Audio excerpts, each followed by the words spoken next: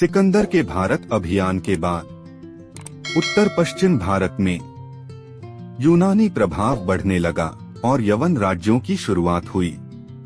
यवन शब्द का प्रयोग प्राचीन भारतीय ग्रंथों में यूनानी लोगों के लिए किया जाता था। सिकंदर की मृत्यु के बाद उसके साम्राज्य के सेनापतियों ने अलग अलग क्षेत्रों पर शासन स्थापित किया।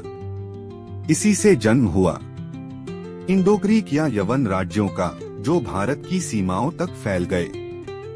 इन राज्यों का मुख्य केंद्र गंधार और उत्तर पश्चिम भारत रहा, जहां यूनानी और भारतीय संस्कृतियों का मेल हुआ।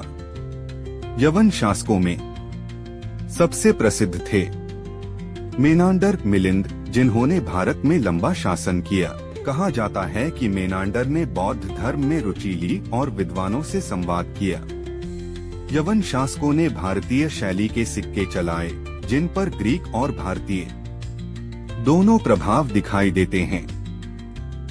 कला और मूर्तिकला में यूनानी शैली का प्रभाव बाद में गंधार कला के रूप में स्पष्ट हुआ। धीरे धीरे शकों और अन्य शक्तियों के उदय से यवन राज्यों की शक्ति कम होने लगी। फिर भी यवन शासकों ने भारत और यूनान के बीच सांस्कृतिक सेतु का काम किया। इस प्रकार भारत के यवन राज्य भारतीय इतिहास में सांस्कृतिक आदान प्रदान और नई कला परंपराओं के लिए हमेशा याद किए जाते हैं।